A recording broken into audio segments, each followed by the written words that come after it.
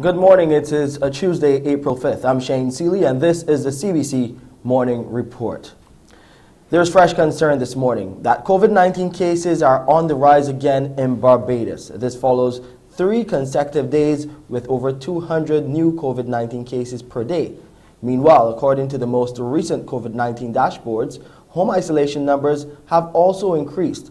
The latest ones between over the weekend and Monday go from 1,421 people to 1,738 people now in home isolation. Just over a week ago, less than 1,000 people were in home isolation. So what is happening? Why is there a seeming surge in the number of cases?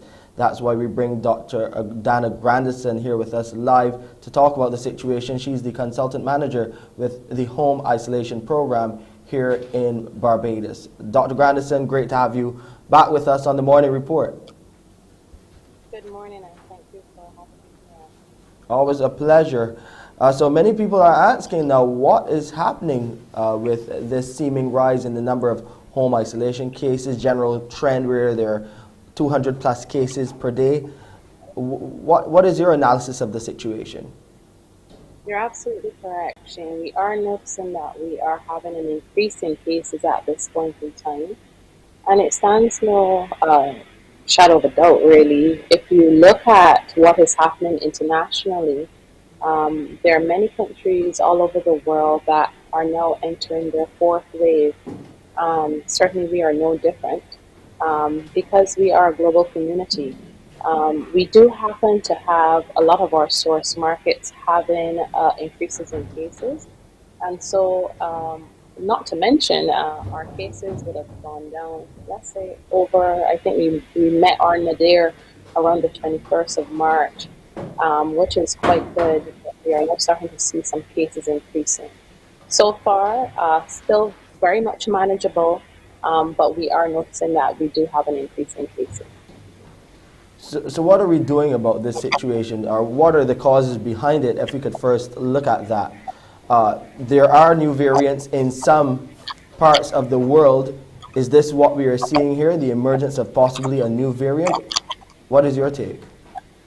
Possibly, but at this point in time, as I've always told you, Shane, we really have to rely on the science. So we are in the process of confirming what we may have on the ground.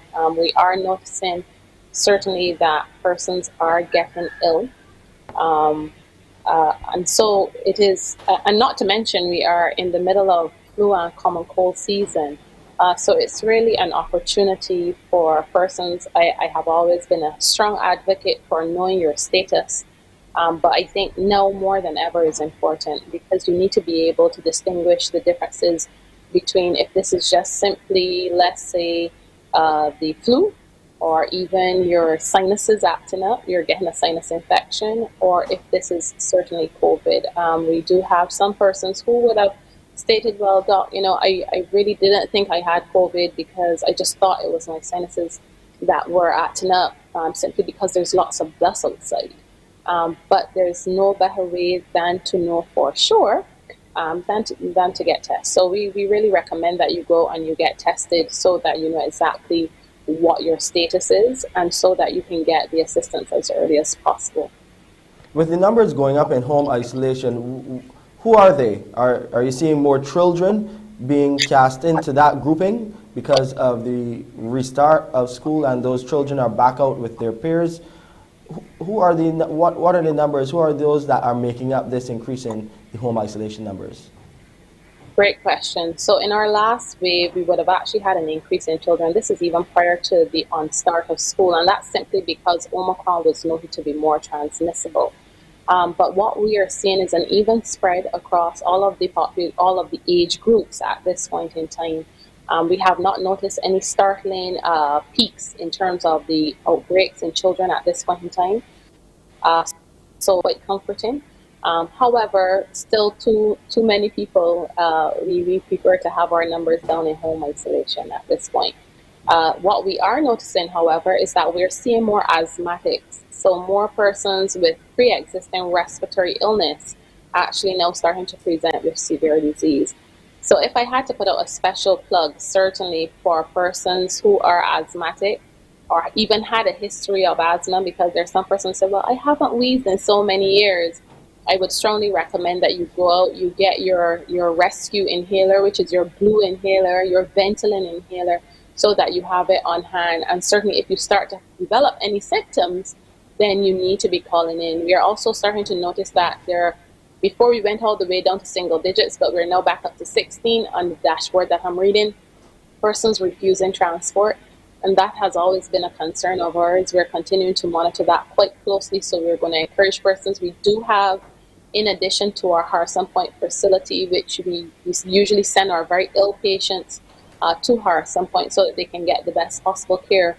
We also have 2 additional facilities that will assess you and return you home. So if there's at any point in time you're having any concerns, you're COVID confirmed positive, so you have tested by PCR, you're developing symptoms, and you would like to be assessed by a doctor in person, with the opportunity to return home afterwards after you've gotten your medication, then certainly please do call our hotline numbers, 536-1800, so that your transportation, whether you are going to be driving to that facility or one of our Ministry of Health transport team needs to come and collect you, but certainly so that you can be transported and an assessment in person can be facilitated for you. I think is so important.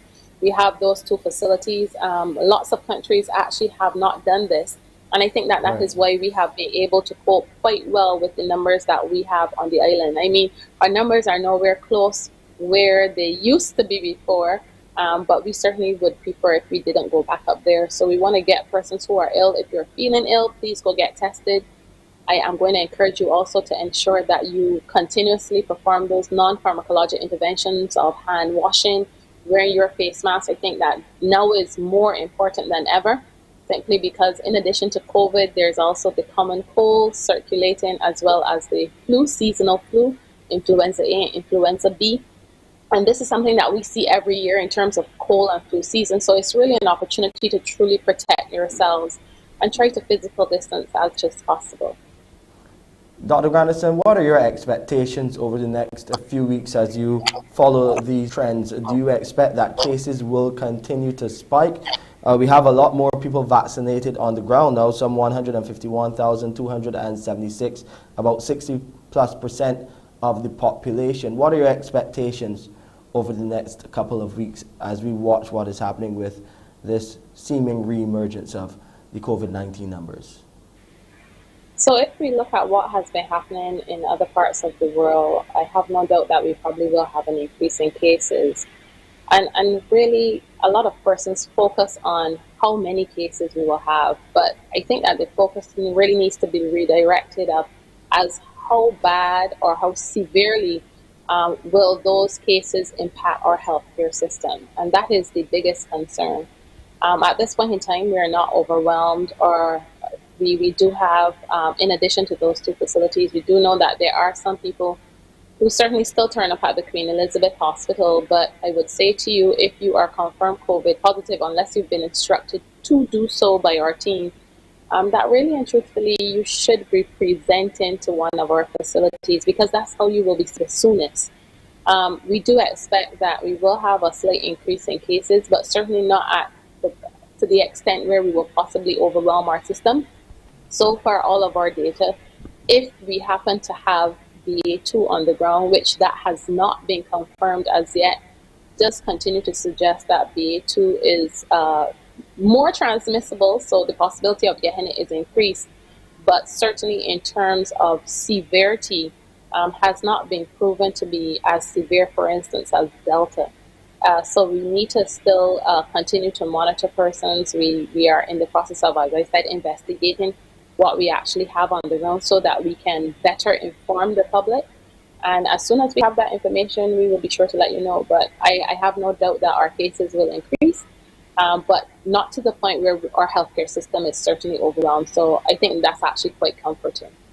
Dr. Grandison, it's always good to talk to you. I'll be checking back in with you once you have more data, because I know you're always doing your research. So look forward to another chat with me. But until then, you be safe on the front lines. And you too, Shane. Have a good day. You as well. Thank you so much, Dr. Adana Granison. She is a consultant manager with the Home Isolation Program here in Barbados, giving you the latest update on the COVID-19 situation here in Barbados, right here on the Morning Report. We'll take a break here. We have the numbers now. We'll share those with you, the COVID-19 numbers locally. We'll look at what is happening regionally as well. And of course, we will take you over to Ukraine to give you the latest on the invasion there.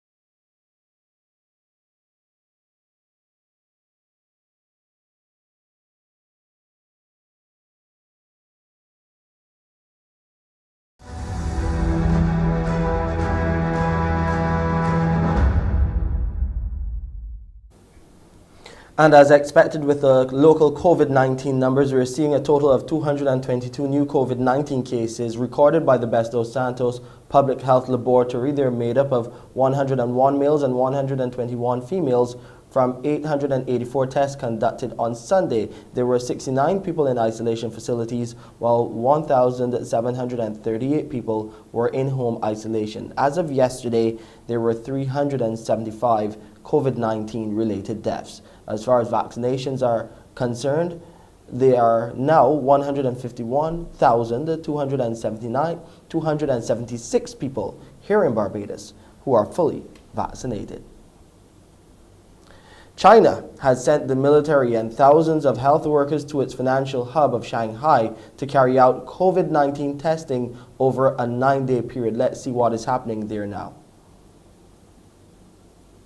The city's entire population of 25 million people are expected to be tested in one of the biggest public health responses. Shanghai is under a 2-stage lockdown that began last week. On Sunday, it reported 425 locally transmitted infections.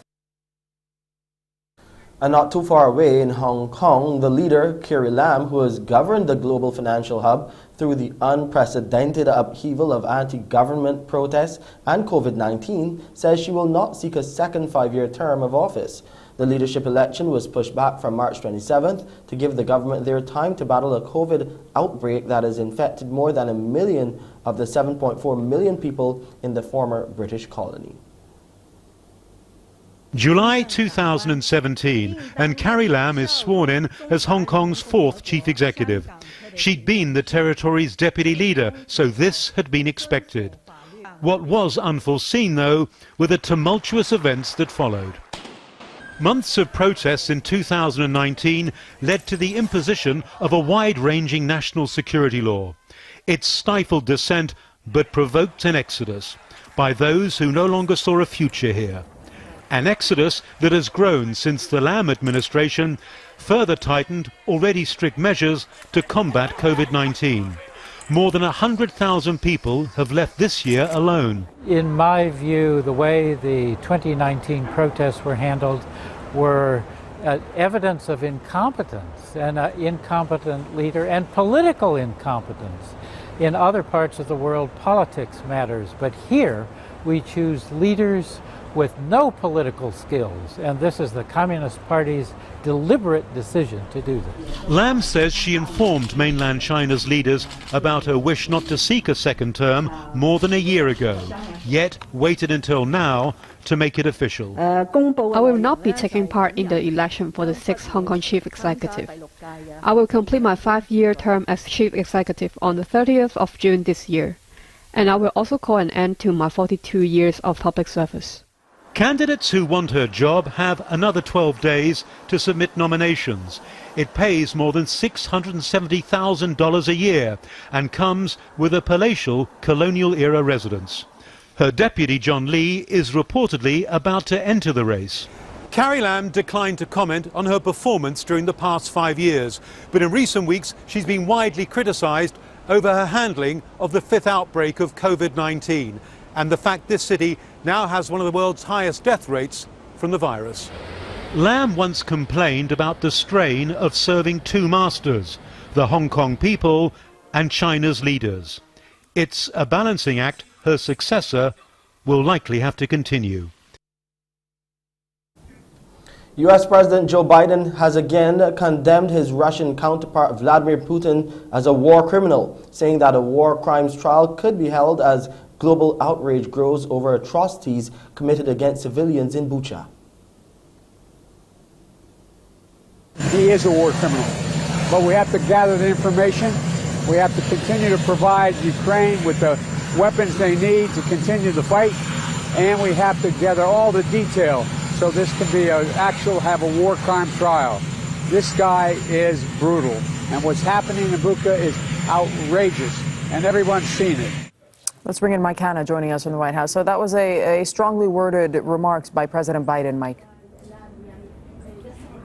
Indeed, the carefully chosen use of the word brutal, basically a first for President Biden referring to Vladimir Putin, but making very clear his belief that Vladimir Putin himself should go on trial for war crimes. Now, this is a complicated issue. The war crime situation is something that is a legal definition. It can only be declared after a series of investigations and background information. But President Biden getting ahead of all of that, saying very clearly he believes, or doubling down his belief, that war crimes have been committed, and adding as well that President Putin himself bears responsibility for that, and he himself should be tried for war crimes. Now, President Biden was asked directly whether he agrees that genocide has taken place in Ukraine. He wouldn't be drawn on that particular issue. Once again, genocide is a very tightly controlled term that depends on legal situations and is something that requires a great deal of investigation before it can be declared. So President Biden on that particular issue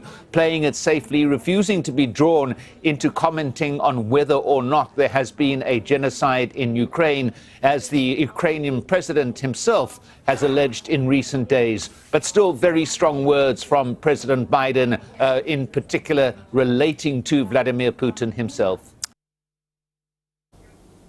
It's 18 minutes after 6 on this slightly rainy Tuesday morning. Let's go over to Wendy now to see how she's planning to brighten up your day on the Tuesday edition of Mornin Barbados. Wendy, it's over to you. Well, good morning to you, Shane, and good morning to our viewers. Well, the brightness will come from the Barbados Trust Fund Limited. They'll be telling you all about their business clusters, the programs they're running, and their Let's Talk Entrepreneurship series. It's going to be taking a twist this week. They're going to be having a party. So you'll find out all about that, Shane.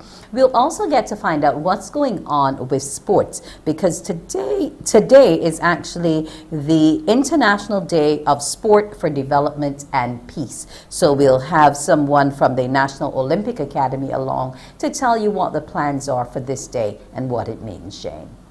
Thank you so much, Wendy. Looking forward to seeing you in a few minutes' time. Right here in the Morning Report, the Barbados Trust Fund Limited, you'll get some more details about some initiatives that they have launched to benefit those people applying to the fund. So details to that story and others right here on the Morning Report.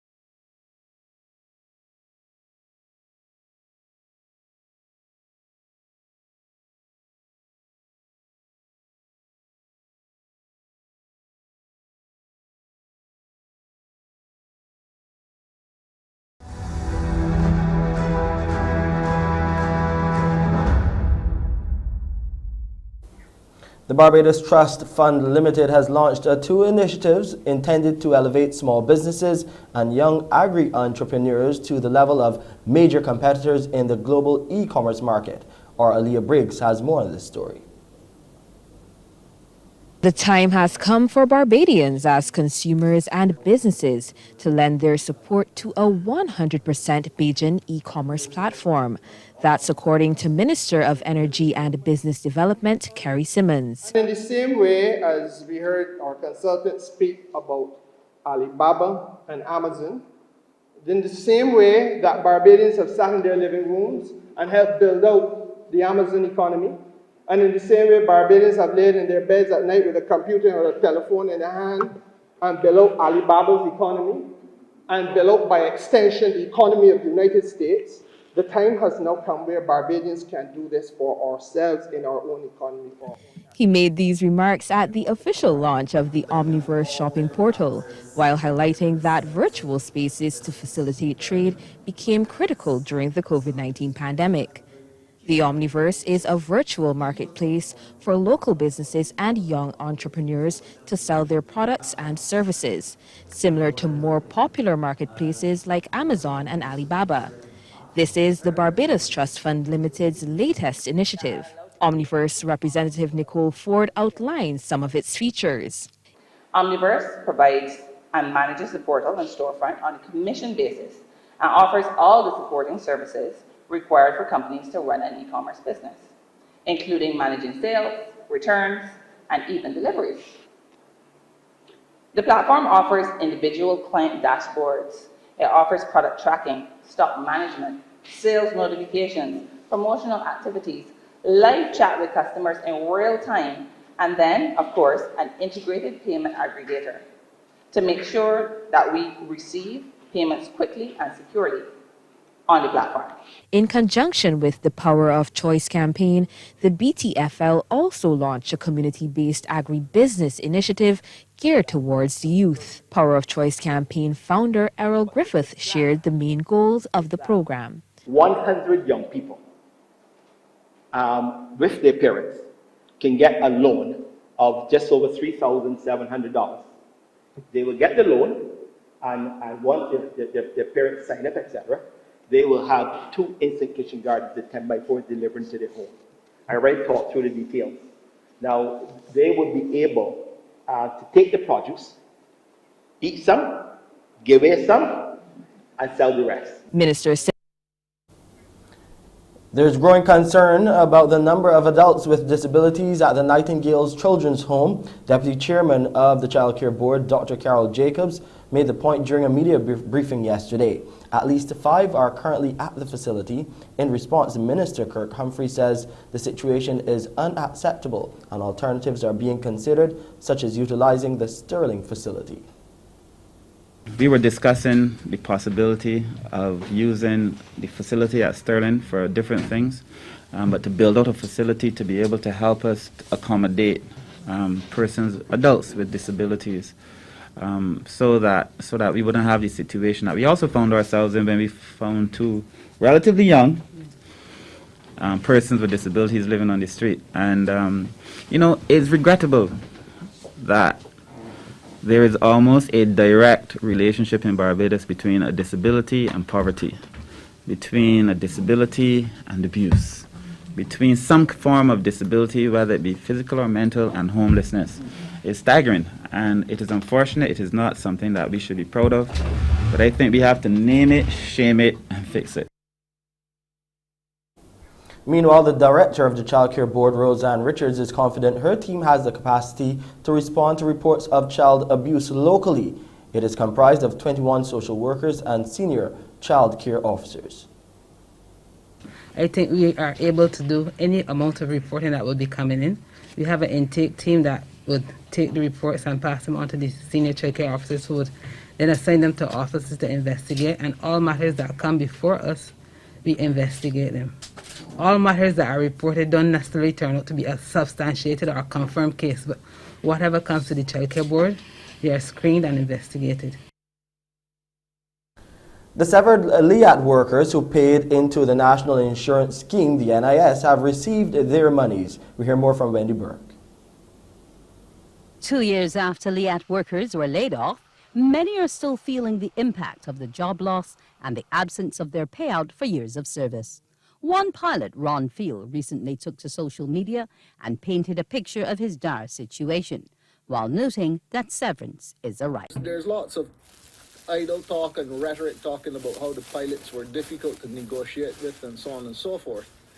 And that in itself is nonsense, because when I joined Liat, a contract that I did not draw up, had no part in making, was put before me by our principals to sign as condition of employment. And when others have break those conditions of employment, they were dismissed for reasons of not abiding by the contract. In that same contract, it laid out the grounds under which I was entitled to a severance. The story for some Barbados-based crew and mechanics is somewhat different tonight, though. 7 of them who were paying into the local national insurance scheme have now received their severance. They're the last of the 27 former workers to receive their funds. Theirs took longer than the others because they had to go before arbiters, and this was done in early December last year. Wendy Burke, CBC News. Sporting news now, and we're hearing that the Barbados Royals franchise has retained several key players for the 2022 edition of the Hero Caribbean CPL, Caribbean Premier League. Kyle Mears, Jason Holder, Hayden Waltz Jr. and Naeem Young will return to the setup this year, along with speedster O'Shane Thomas. Sean Green has more on this. The Barbados Royals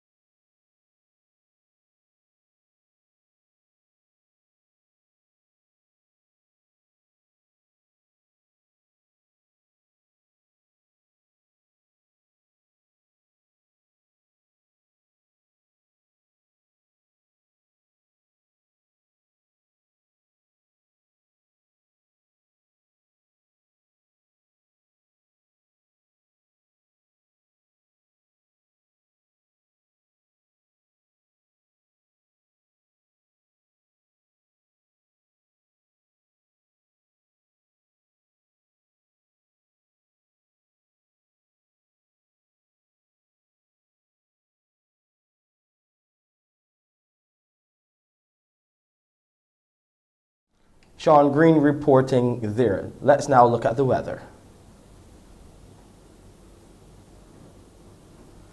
It's nice and cool on the outside. Those overnight and early morning showers would have helped to bring down the temperature to 24.9 degrees Celsius. It's looking fair, and the relative humidity stands at 79%. The barometric pressure is 13.7 millibars, and those winds are coming out of the east at 32 kilometers per hour.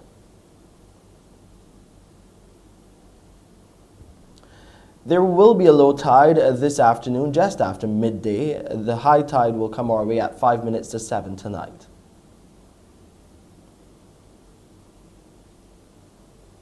Those seas are smooth to moderate in open water. Swells are peaking at 2 meters and holding steady. We'll get a mix of sunshine and clouds here in Barbados today, with a few brief isolated light showers.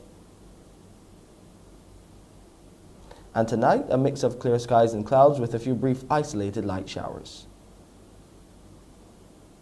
Here's a quick look at the international weather forecast. And that's it for the Tuesday edition of the CBC Morning Report. I'm Shane Seeley. I'll see you at 7 with headline news. Up next is Wendy Burke with Morning Barbados. Wake up, wake up, wake up, wake up. Barbados, get up. Good morning. Good morning, Barbados. Good morning. Good morning to you. Good morning. Morning, morning, morning.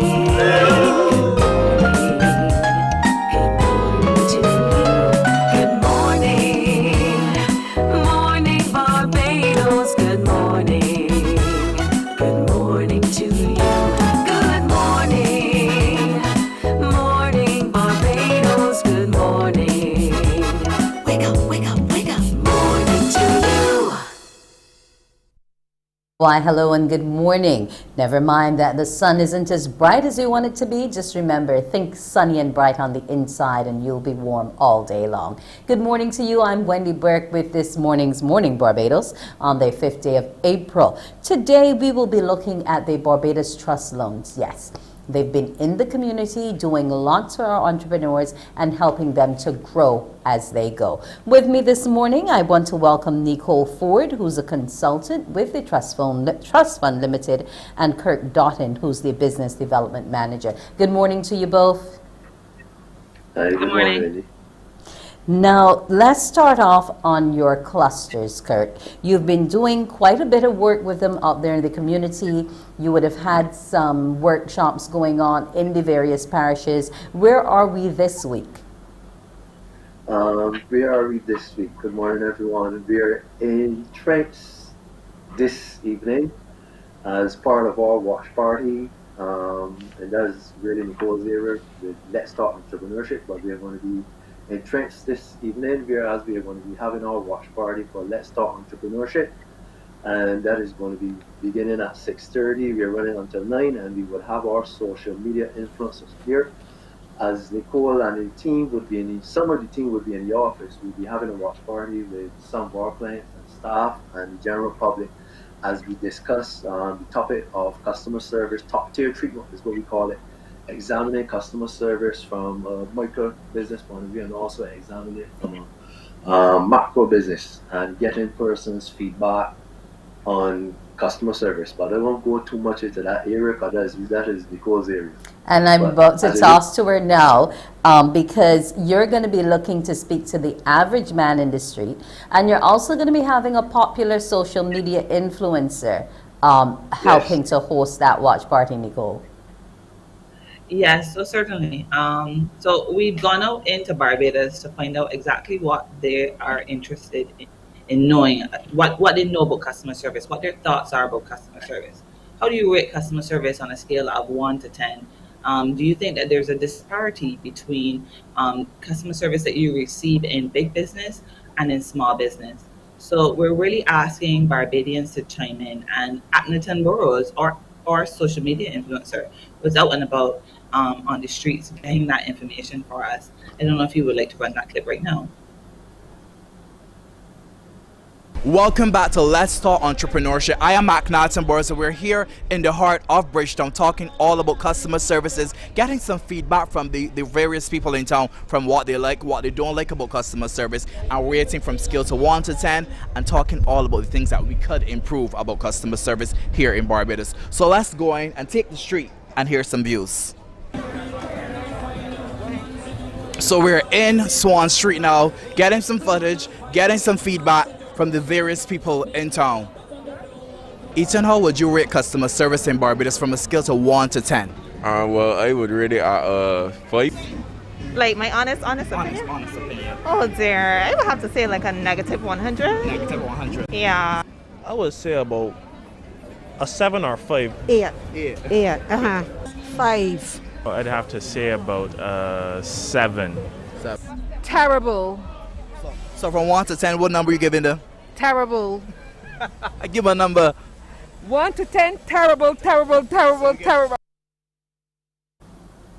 Well, I guess we know that you have your work cut out for you, Nicole, in trying to change that opinion, especially as it relates to our small business people. So it is very interesting. We had a dynamic group of individuals, really with a range of answers, and then they went in to explain to us why they had given those answers and explain the types of experiences they had. As you would have indicated before, we do have a co-host on this week, Stephanie Chase, who is also a social media influencer. She's going to be on with the original host, Tony Thorne, and the two of them are going to be going through with our panelists to talk about the pitfalls and the challenges of customer service in Barbados.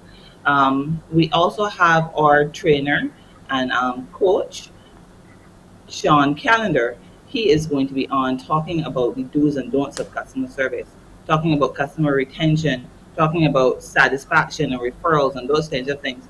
How it is that we can all improve our customer service. We're going to be putting questions to the viewers as well, so that they can actually call in and hear on camera. There's so many different things that will be going on. As Kurt alluded to, we're also going to be having a watch party, and that's going to be live in Rocknet Bar in Trenton, St. Louis. And that experience should be totally amazing as well. So and this person is a client as well? Yes. They're one of the BTFL clients. BTFL tries to be very inclusive and ensure that as much as we can, we allow our clients to have every opportunity. So in terms of the Rocknet Grill, we'll be going there. We're actually going to be showcasing some of our clients' products as well when we get there. We're going to be showcasing products from the Wine and Spirits cluster. There's so much activity that's going to be going on, and it's going to be very exciting. Okay. Now, Kirk, if I can get back to you, since you all have been coming on the show and exposing all the other programs available and having the Let's Talk Entrepreneurship, how would you say the demand for the service has gone up? We haven't really, yes, there's been an increase in demand, but consistently, whereas there are a lot of persons always on a weekly basis inquiring on having a loan. But having a loan is good, but we have been strongly emphasizing having a loan along with the training and the business development that we're putting in.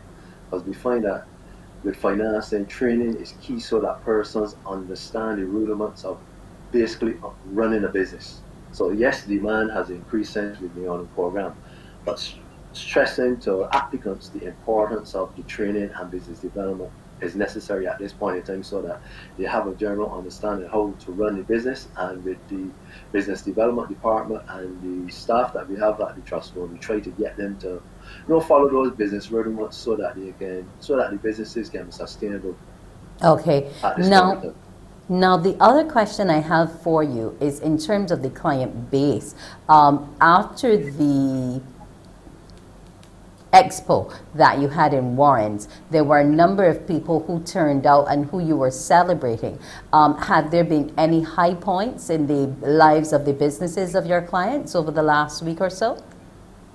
Well, yes, we did an assessment afterwards, as we normally do after participating at every trade show. And informally, most of the persons would have indicated they were appreciative of the opportunity to attend the showcase. And they would have showcased products, new products and existing products. They would have gotten necessary feedback from patrons who would have come to the various booths, and they would have made sales. And even of recent, we did our showcase at Holders Farmers Market, and feedback coming out of that, we would have showcased again 2 persons from our Wine and Spirit cluster, and they too would have gotten the necessary feedback and also sales. So as we go through and we build out these showcases, it's to give clients the additional exposure, but also give them the opportunity to get the necessary feedback from the patrons on how to improve as they go along. So you can say that the participation of the clients at the showcase have been very beneficial, not only to the trust fund, but more predominantly to the clients attending. Okay.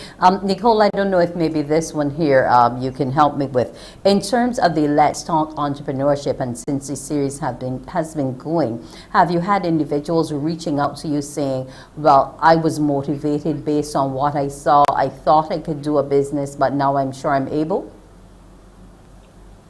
Well, blessed in that every day we get people calling in inspired about something that they saw, either at a pop-up, at something that they've seen on ones that we put out there.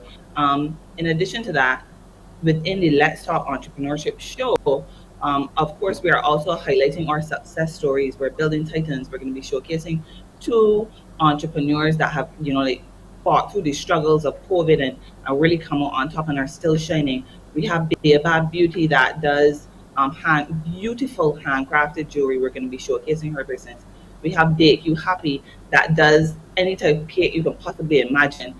That is absolutely beautiful as well. They are creating those cakes and we're showcasing them as well. And then in between there, we're talking about future tech and innovation. And the feature there is going to be Dale Trotman with Med Reaches, as I had said last week. And of course, all of these entrepreneurs are out there. They're inspiring others. They are actually getting people reaching out to them to say, I saw you on the internet. I saw you at this show. I saw you at this particular activity. And I am so keen to be a part of this, especially the young people. They are very, very keen as well. Okay, well, we're happy to know that. Now, in terms of the actual show again, map out for our viewers how we are going to be blending the watch party and the show. Well, so the show is actually going to start off with the man on the street, and then we're going to jump into the two co-hosts. Then we're going to move into the panelists and the full panel discussion. As I said, they're going to be talking about what the disparities are between big business and small business in terms of customer care, what your ratings are. They're going to be reaching out to the public to ask them, what do you think? To share your feedback via WhatsApp, or if you're interested in actually coming on and showing your face on the show and sharing your views there, then we'll be popping over to the watch party and they'll be panning the room and showing us, like what the vibe is there, and like engaging with those customers, what experiences are with customer service as well. So it should be pretty interesting. Yes, it sounds that way. Any final words, Kirk, before we go? Well, I can say just want to encourage persons to really come out and support our watch party this evening, and also in supporting the watch party, supporting the clients who would have been part of the Wine and Spirit cluster, whereas they will be showcasing the improvements to their products. The fruit wines, we're going to be having Idle Link sampling his rum punch, and we're going to be having someone from our fruit wine cluster who will be sampling their fruit wines. So I just want to encourage the public to come on out and support entrepreneurship as we, as the BTFL, work with other stakeholders to really build out the entrepreneurial sector in Barbados. So come on out this evening, 6:30 to 9. Let's start entrepreneurship at Trent St. James. Why, thank you both, Kirk Doughton and Nicole Ford. Here's wishing you all the best this evening. Nicole, you wanted to add something before we go? Yes, most definitely. So the watch party is 6:30 to 9 live at that location, so that the Barbados can go on down. But if you cannot go on down, the show itself starts from 7 to 8 p.m. and that is live on our IG, on our YouTube, and on our Facebook pages. And you can WhatsApp us at 228-3275 as well if you want to participate.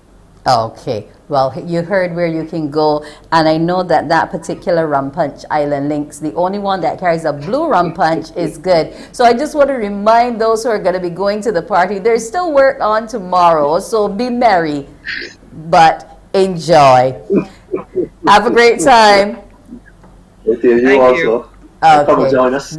That was Kirk Doughton and Nicole Ford of the Barbados Trust Fund Limited. As you heard, it's going to be time to talk entrepreneurship. Go on out and join them at their watch party at Rocknet Grill in Trent St. James. When Morning Barbados returns, we'll be telling you all about the International Day of Sport for Development and Peace. Exactly what does it mean? You'll find out in a bit. Morning, morning, morning. Good morning. Good morning to you.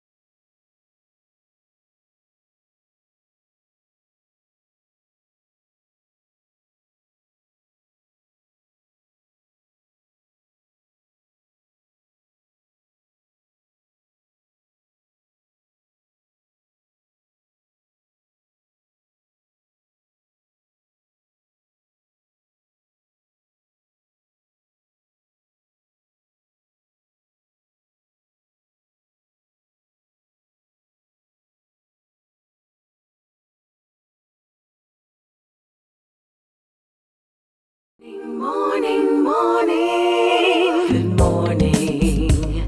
Good morning to you. Welcome back. Now, the Barbados Olympic Association is going to be presenting International Day of Sport for Development and Peace, Sport for Community. And to tell you exactly what they will be doing in the communities is Vanisha Cadogan. She's the director of the National Olympic Academy. Good morning to you.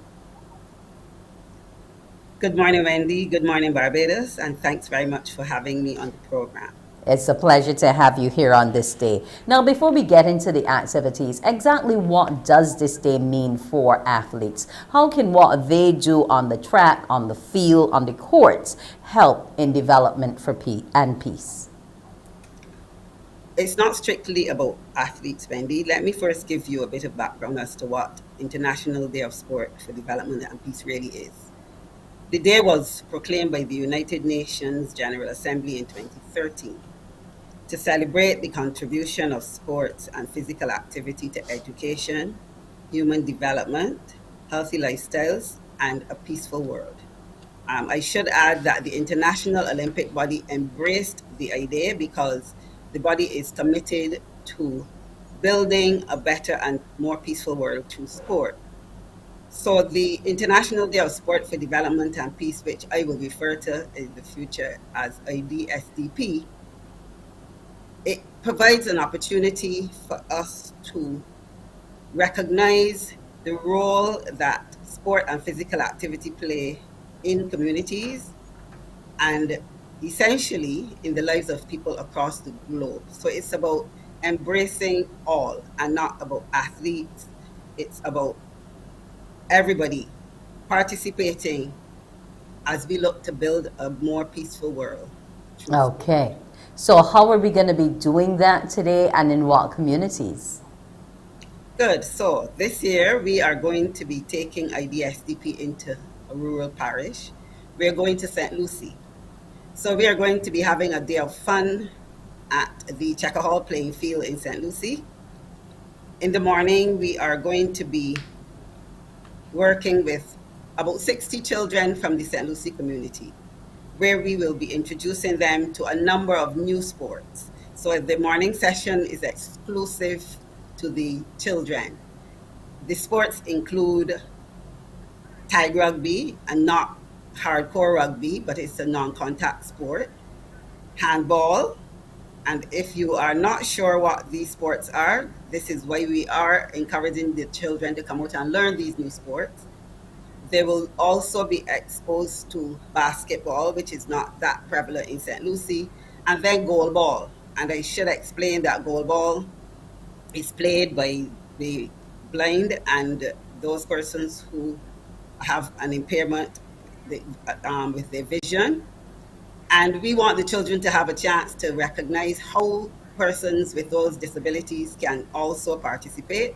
So we're going to throw them into the game and let them see what it feels like to play goalball. So the team sports will be in the morning, and it's just for the children to have some fun learning a new sport. But in the afternoon go ahead. Yeah, and this is on the 9th and not necessarily today. Yeah, this is on Saturday the 9th. Right. So what's happening today to commemorate the day? Not today, tomorrow, Wednesday, is actually the day the official day on which the world celebrates the International Day of Sport for Development and Peace.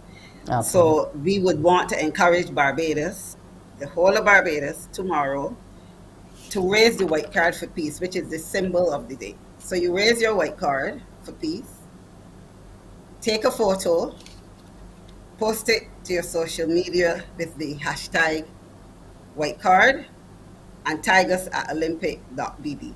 So that's tomorrow, which is the official day. But I was so excited, I guess, about Saturday that I jumped ahead and I got to that. So that's okay. It's about the children having fun, and it gives the opportunity for more parents to bring their children out if they are in St. Lucie between 1 and 4, to participate in those activities. Now, you went past you spoke about what the goal ball is, but I'm interested in finding out exactly how we play this tag rugby. You said it's non-contact. I've never seen rugby non-contact. Well, I just want to make a quick correction and at some point ask you to allow me to say what will be happening from 1 to 4. What I said to you earlier is what's happening from 9 to 12 with the children. But let me speak about tag rugby. It's a game played where the participants will be wearing tags,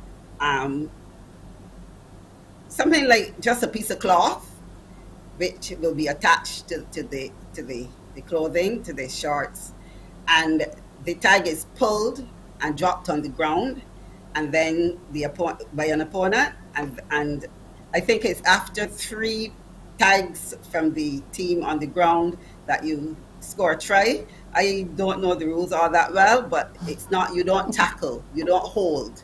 You pull the tag off from your opponent and drop it on the ground. And once 3 tags are on the ground, you scored a try. I think that I'm correct when I say that. Okay. Now, you'll also be having some other activities that sound like fun, obstacle courses, some DJ music. What's happening for the remainder of the day? Right. So from 1 to 4 is when we open the activities to the general public. So the children have their morning, and then the children stay on and join with the whoever wants to come out. And that's when, as you said, we are going to be having things like the obstacle course.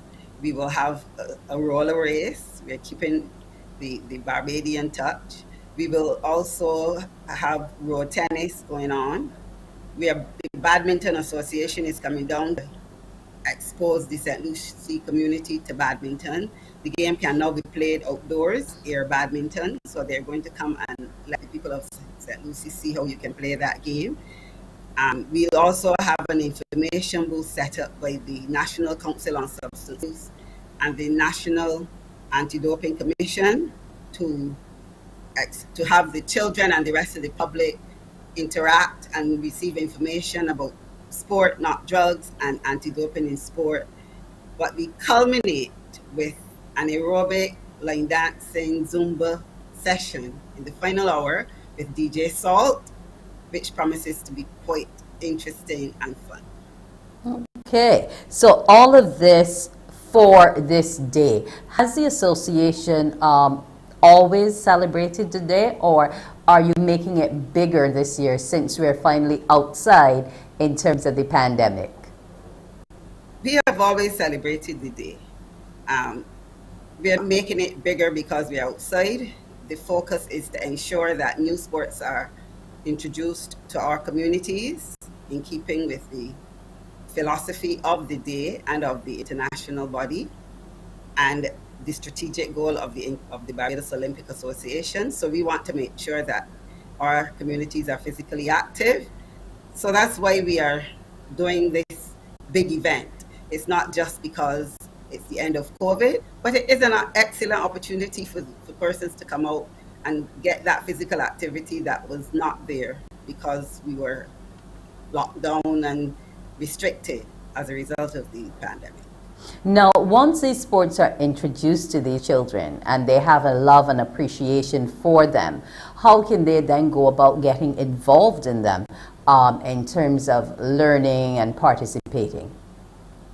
We intend to check to see which of them are interested in continuing the sport, collecting the information, and the representatives of each of these associations will be there coordinating the activity on the day, and they would also be able to take the information and continue the reach out to the children and help them to understand how they could sign up for the sports, how they can continue to participate.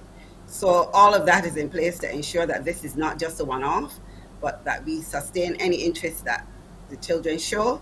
And I mean, if the parents want, they can also speak to persons who are there because, as I said, the representatives will be on hand.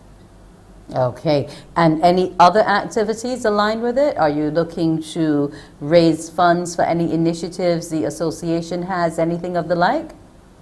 No, we will not be looking at raising funds or anything. We are simply looking to bring physical activity and introduce new sports to the St. Lucie community. And we just want to ask all of St. Lucie to come out in the afternoon for an evening of fun. The You children have to already tell them where. I'm You haven't sorry told them to where go yet. to the, I thought I had said earlier, but I'm sorry, we are going to be hosting you at the Checker Hall playing field in St. Lucie, Saturday, the 9th of April, 1 o'clock until 4 o'clock. In the final hour, aerobics, line dancing, and Zumba with DJ Salt, the person who will be driving that activity. I know it's going to be fun. I know it's going to be exciting. Come out and be physically active. And it's all for your benefit towards healthy living. Now, did the association, the Olympic Academy, have concerns about too many people getting into a sedentary lifestyle once we were locked in with COVID? Certainly, like anybody which would be responsible for sport and responsible for physical activity, we were concerned. And we know that persons would have been, as you said, very sedentary.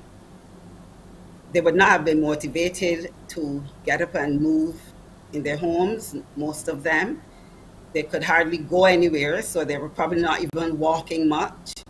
So obviously that has had an impact. We know that we already have the concern about NCDs in Barbados, and the lockdown and restrictions of COVID would not have helped.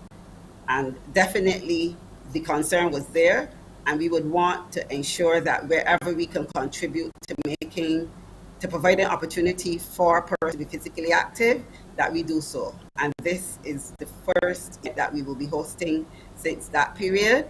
And we really want to encourage persons to take advantage of it and to get out there and resume physical activity.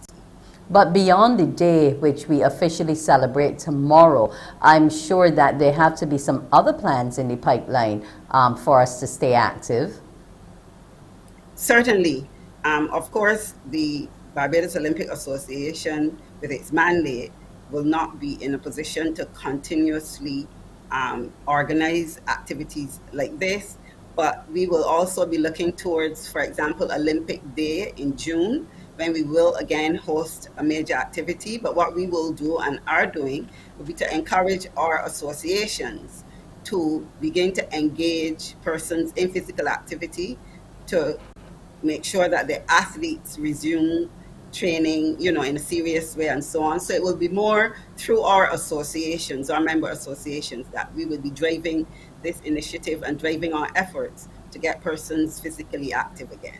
Okay, now you said to get athletes training again. Did a lot of them fall off seriously in terms of the programs they were set on? Yes, you can't go outside and sprint, what have you, but I just took it for granted that because they're accustomed to activity, they would have done exercises in and around their homes, etc. I would imagine so, but because we would not have asked for any reports from our associations on what athletes might have been doing, but I can say that I'm aware that the associations would have made every effort to ensure that their athletes remained active. They would have provided them with training programs and so on. And I have little doubt that the athletes would have continued to do so. But you would appreciate that there would still have been restrictions. So you do your individual workout for your individual fitness. But then for the fitness for the game, you still need the opportunity to be out there.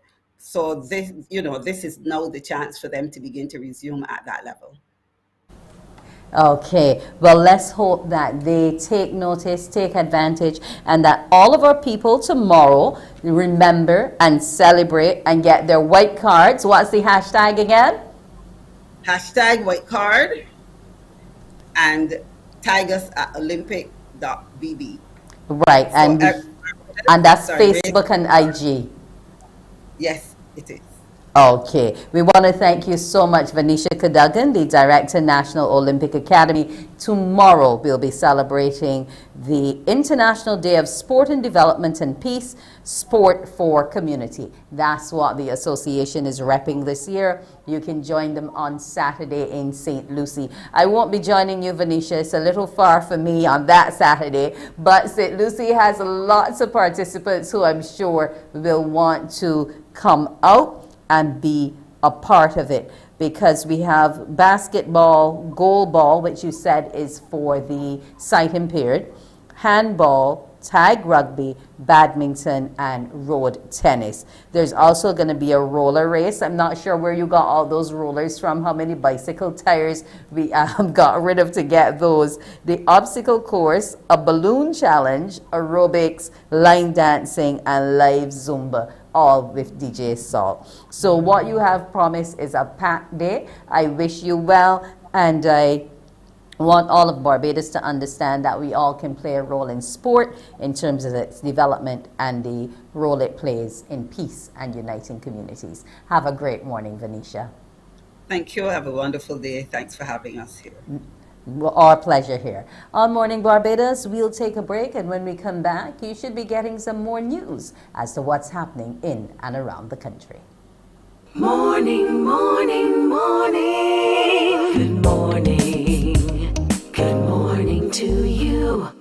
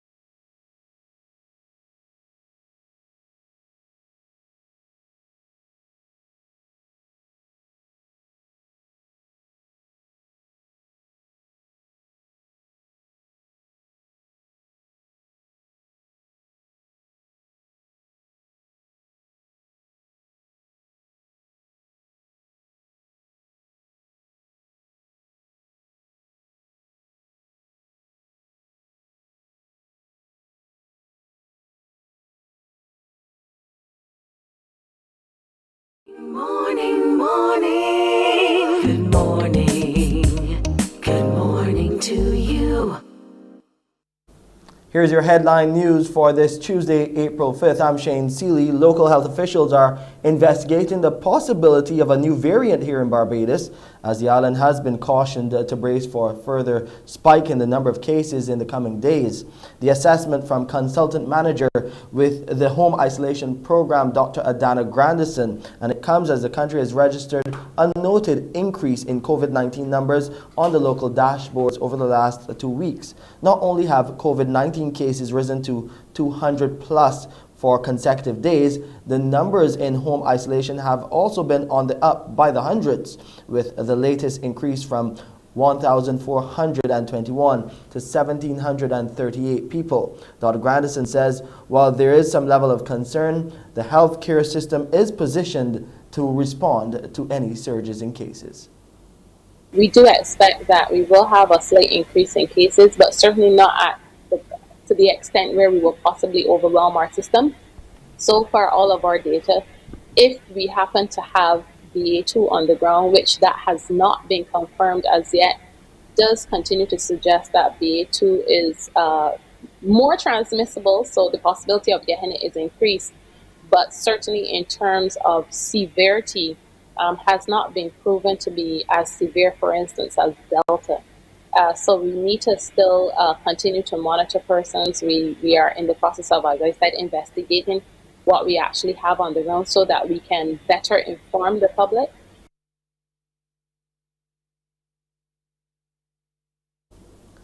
While the last wave of COVID-19 would have seen a stark increase in the number of children being infected with the Omicron variant, Dr. Grandison says this time around there's a more even spread of those being infected.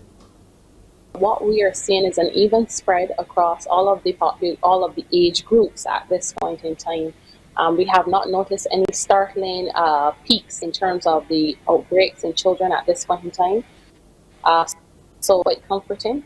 However, still too many people, we prefer to have our numbers down in home isolation at this point. What we are noticing, however, is that we're seeing more asthmatics. So more persons with pre-existing respiratory illness actually now starting to present with severe disease. Staying on the topic of COVID-19, a total of 222 new cases have been recorded here in Barbados by the Best dos Santos Public Health Laboratory. They're made up of 101 males and 121 females from the 884 tests conducted on Sunday.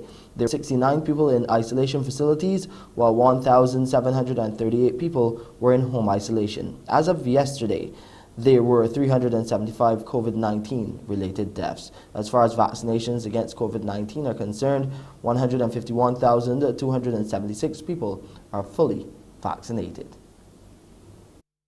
There is growing concern about the number of adults with disabilities at the Nightingale's Children's Home. Deputy Chairman of the Child Care Board, Dr. Carol Jacobs, made the point during a media briefing yesterday. At least 5 people are currently at that facility. In response, Minister Kirk Humphrey says the situation is unacceptable and alternatives are being considered, such as using the Sterling facility.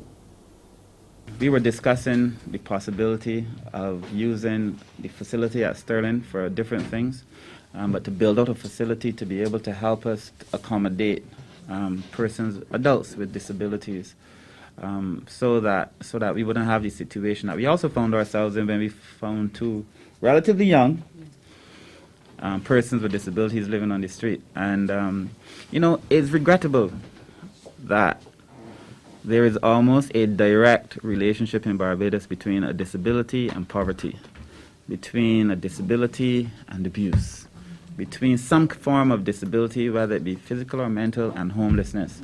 It's staggering, and it is unfortunate. It is not something that we should be proud of, but I think we have to name it, shame it, and fix it.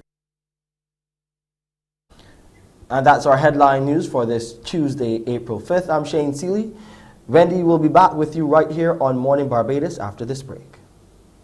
Morning, morning, morning. Good morning. Good morning to you.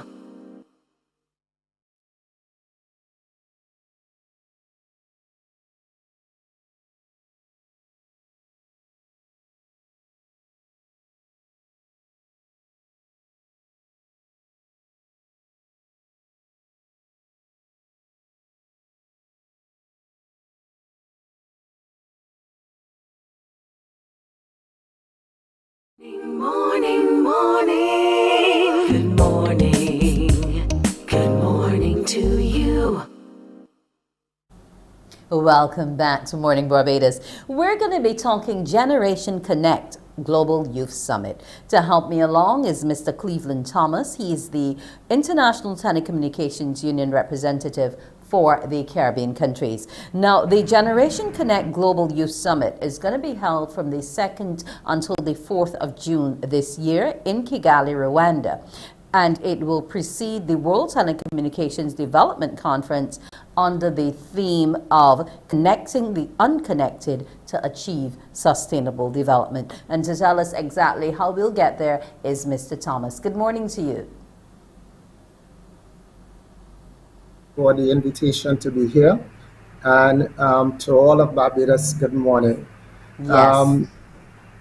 As you mentioned, first of all, some people may not know who we are, and that is the International Telecommunications Union.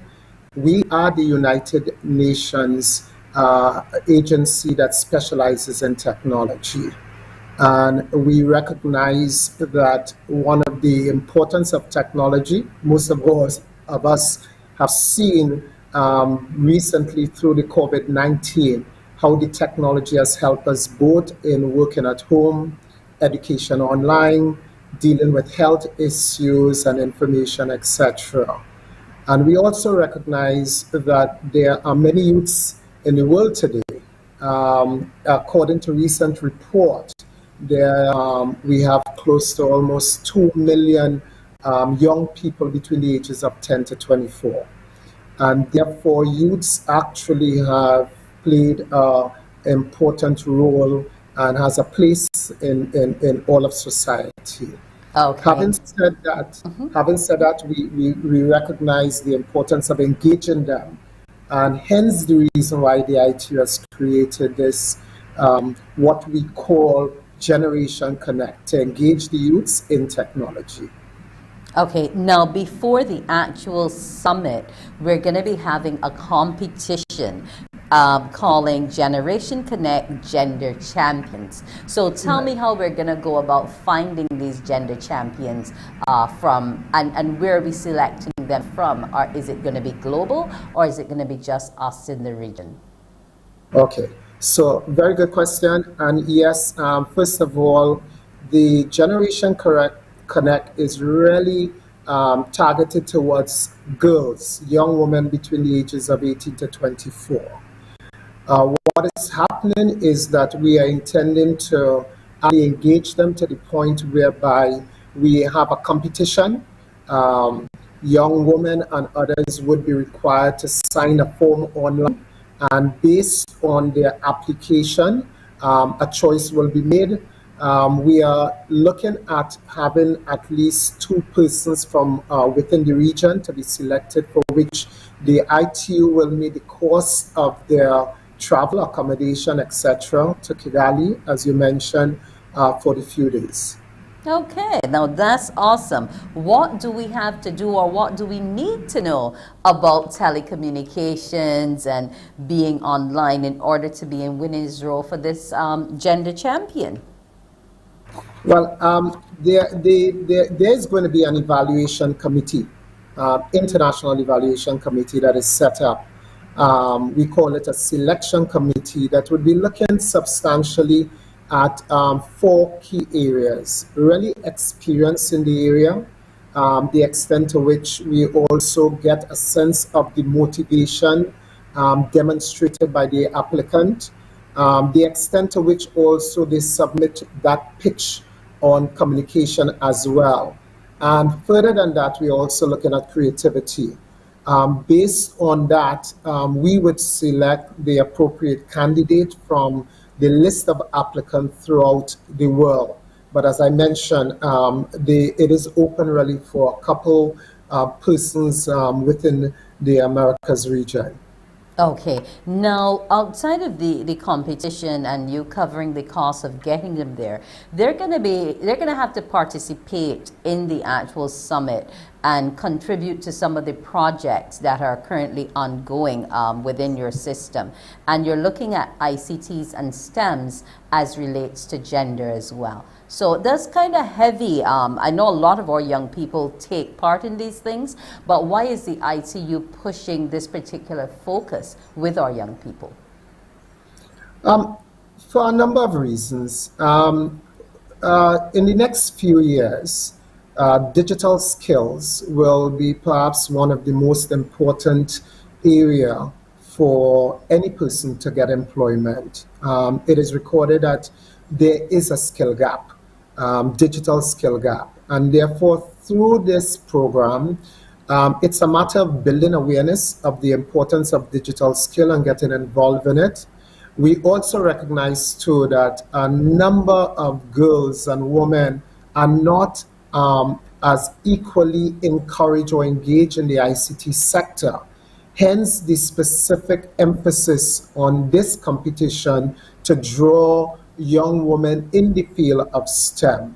And as you may be aware, we are dealing with things like artificial intelligence, robotics, cybersecurity, data science, etc.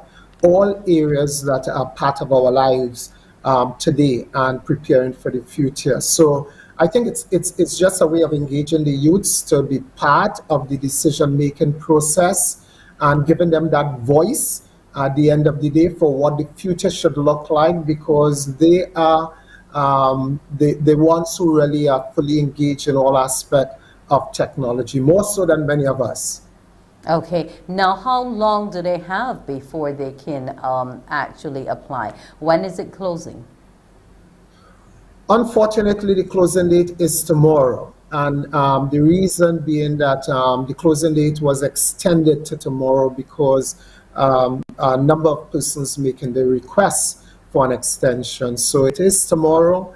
But again, the emphasis here is that it is the closing date for the competition, which is the Generation Connect Gender Champions.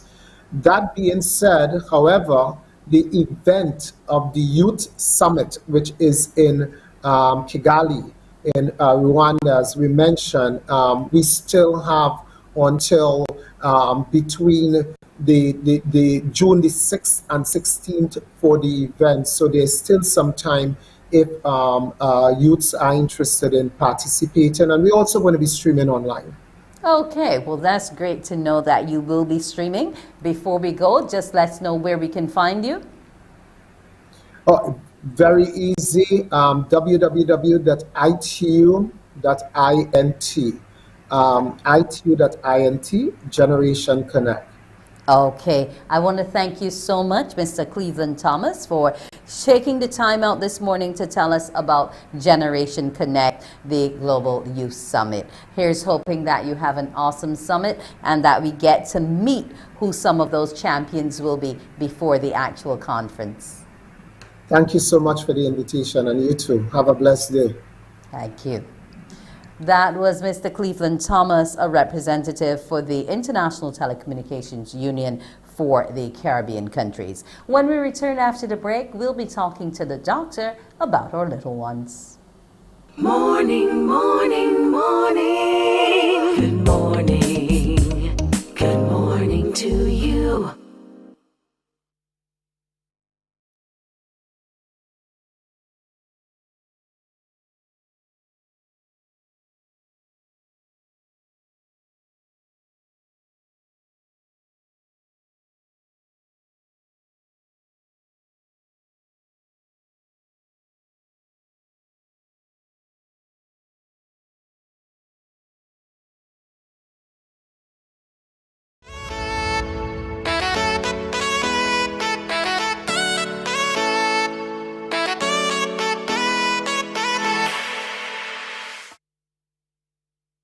And we're back. It's time to talk to Dr. Gillian Birchwood, our consultant pediatrician and neonatologist at the QEH, about pediatric care. This morning, what will we be dealing with? Bronchiolitis. Did I get that correct, Dr. Birchwood? Yes, you did. It's quite a mouthful, bronchiolitis. And I was hoping that we could also talk a little bit about hand, foot, and mouth disease, because both of those are really circulating heavily right now in Barbados, and lots of kids are coming down with those every day. I am so sorry you told me about the latter, because that is something serious. That scares parents in a way like no other, and it spreads faster than some of the wildfires that we've been having around the island. All right, let's discuss what bronchiolitis is first. What is it? Sure. So bronchiolitis, a lot of people confuse bronchiolitis with bronchitis, but they actually affect two different parts of the airways. So bronchiolitis affects some of the very smallest airways, and when someone is infected with the virus that causes bronchiolitis, they develop swelling in the inner lining of those smaller airways and can sometimes lead to complications like wheezing. So this is an illness that is quite concerning, especially when you have very young children or formerly preterm infants. They are at much higher risk for having complications of bronchiolitis. So it's essentially a swelling of some of the very small airways in the lungs, in little ones especially. Now, when you say that it presents with wheezing, most parents would be of the view that maybe perhaps my little one is asthmatic, or this is the asthma acting up. How do you know the difference in the symptoms? That's an excellent question, because yes, it can present with wheezing, but if you have bronchiolitis, it does not automatically mean that you are asthmatic. And the symptoms that they present with are quite similar. With bronchiolitis, you may start off with a runny nose or a cough, and a fever, and you might think, okay, my little one is getting a cold. But then soon, in some situations, the symptoms will progress and become quite much more significant. And you will have a cough that's worse at night. You will have coughing spells. And in some cases, the little one may have difficulty breathing because of the wheezing. With someone who is asthmatic, they usually have a history of wheezing in the past. So it's not that they're wheezing for the very first time, which is what you often see in children who have bronchiolitis. And there's often a strong family history of other allergic conditions, such as asthma or eczema, or if you have a history of sinus problems, nasal allergies in the family. So it really has to do with the history in the family, and it's very difficult to tell the difference between a first episode of wheezing if you're asthmatic and bronchiolitis. It's very difficult to tell the difference. Okay, so you mapped out some of the warning signs for us. How do we treat it now? Yes, so it depends on the severity of the illness. The vast majority of times when a child has bronchiolitis, it can be managed at home with any cold, like any cold would. If you have a fever, you will give medication for that. If your child is, uncomfortable and congested, you will use something mild like saline nose drops, which are available over the counter, and you can suction out the nose because mostly children are annoyed by having a blocked nose. You might use a cool mist vaporizer to provide some humidity in the air that your child is, in the room that your child is in, so that they are less congested, and perhaps let them sleep with their head elevated. So the basics are usually what is needed. But in some situations, a child will have more severe symptoms. You see them with difficulty breathing, coughing nonstop, especially during the night, and really having poor feeding. Then in 1 to 2% of cases, such children will need to be admitted to hospital for further treatment. So it really depends on the severity of the illness. But we are much more concerned about very young children who are under 3 months of age, very high risk, and babies who were premature, also very high risk. Okay, let's skip now to the other subject, the hand, foot, and mouth disease. How Yes. prevalent is it these days? Right now, it seems that everybody has it. So we typically have the outbreaks of hand, foot, and mouth disease every year in Barbados and around the world. And as you can see from the lovely photos, you can see that it often starts off with a blistering rash that you see around the mouth in that little panel in the middle. And the blisters often extend to the inside of the mouth and are quite painful. So you will see drooling in a little one who has it. They may have an offensive odor to their mouth, and they will not want to drink or eat as they normally do because of the pain.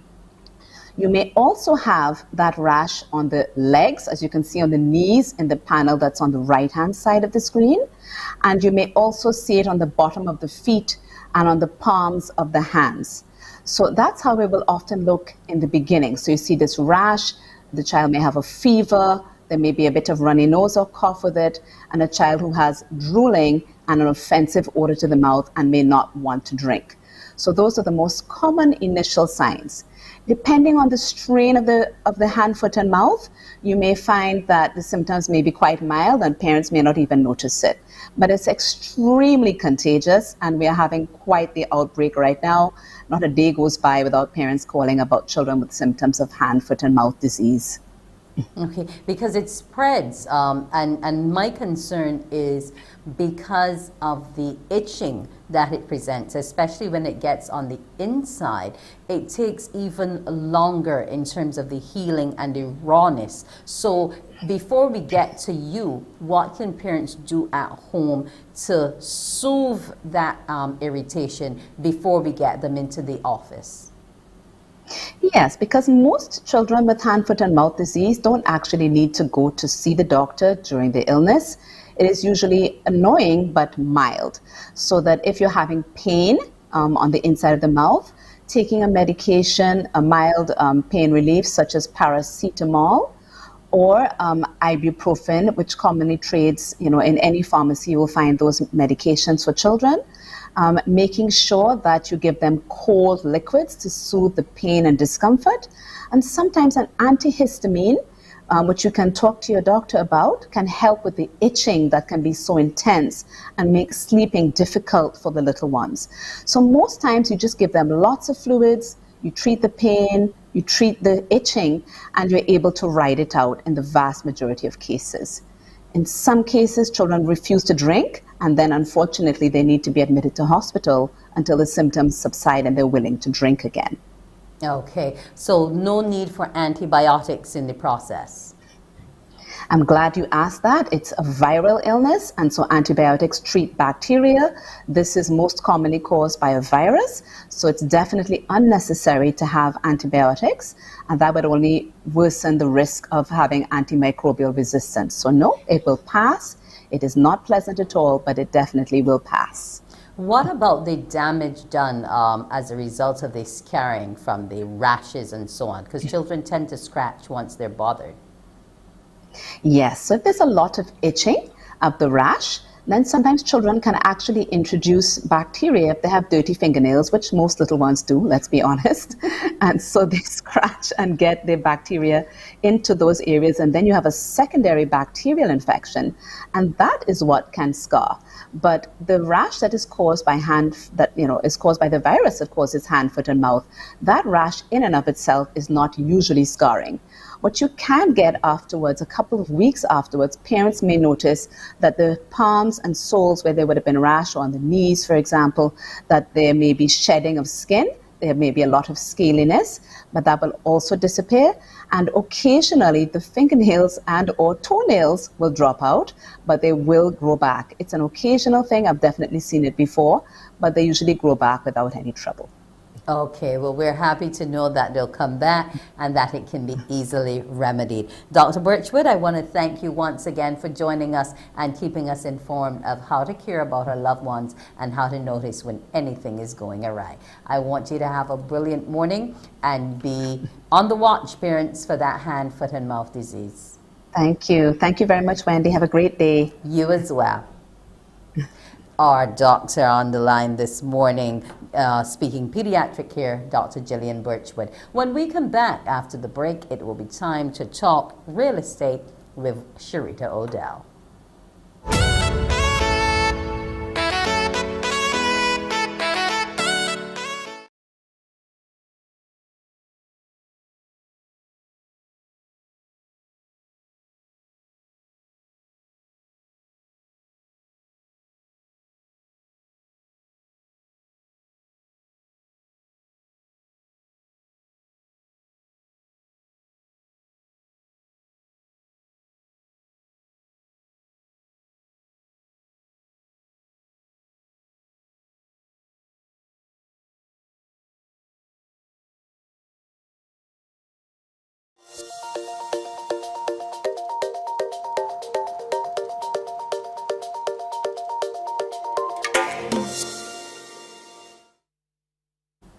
And we're back on Morning Barbados. It's time now to talk real estate, and we'll be having agent Sharita Odell on with us to tell us about purchasing that plot of land. Good morning to you, Sharita. Hey, good morning, Wendy. Now, what do we need? What's the first thing to do when we're thinking about purchasing a plot of land? Well, as usual, everything comes down to location. So it's always good to take a Sunday drive and, pay attention to which areas you like the best. Now, going hand in hand with that is obviously finding out what you are qualified to borrow from your financial institution if you're going that route, or if you're a cash purchaser, what is going to be the budget that you're going to play with. Because of course, when we drive around, we're going to love all the nice, pretty spots, but can we afford it? So we have to establish that first. Okay, so our price point is the key factor in determining. Okay, once we have that arranged, what's the next step?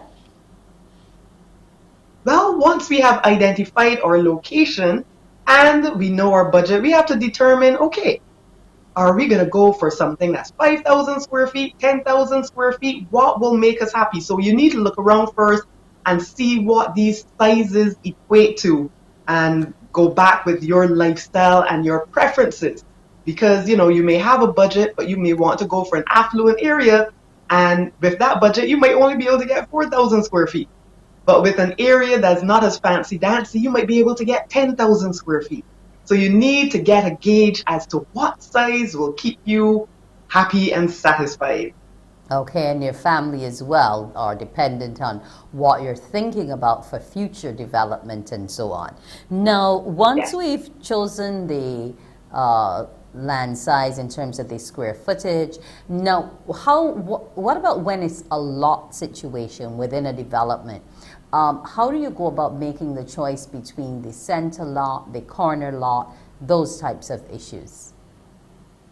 All right, so things you have to pay attention to. Sometimes there are those persons who love attention. And because of that, they want to be the first on the street. Well, did you consider that every vehicle out of the 100 vehicles that will enter that neighborhood will pass by you? So light from their vehicles, the noise, you have to keep that in mind.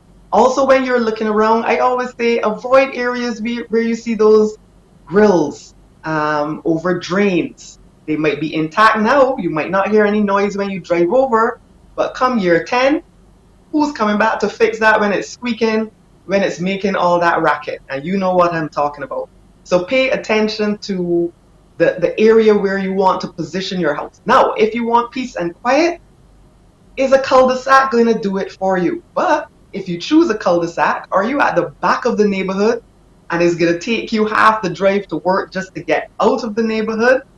Something to keep in mind as well. And in terms of corner lots, remember that most of the frontage will actually go towards what is called the verge and the road reserve. All you are able to build on is the net land. So when you get that plot plan, it's important to look at how much net land are you actually getting. So you might be fussy to see 10,000 square feet. And suppose because of the corner that it's on, a kind of a corner sloping into a cul-de-sac, you only have 5,000 square feet of that as your net buildable land. So you read your plan properly and make sure you're comfortable with what is on it in terms of layout, and that you discuss it with a builder, because remember, they are then going to bring everything to life on it. Okay, now you spoke about the plan. Should it be that we always have the plan ahead of the land, or can we have the land and then based on its size determine what we want to go on it once we found out, well, like how close it is to the sea, how the salt spray will affect the doors and windows, etc.? Which comes first here? All right, so I would have been talking about the plot plan there. Now we're talking about the house plan. And many of you are not going to hear me. Don't shoot the messenger. But here we go. Do not design your house plan before you have the land. What did I say? Do not design the house plan before you have the land. Why, Sharita? Thanks for asking. Because when you get your desired plot, you may notice that there's some, there's a slope to it, there's an elevation to it, there's some contours to it, and your plan, your house plan, may have been designed for a flat spot of land, okay? Another thing is that I've seen, you may have had a beautiful house plan done kind of for a horizontal type plot. And then the plot that you seek and think that is the best thing on earth is more vertical, more longitudinal. So how are you going to fit this house? Are you going to turn it on the side now?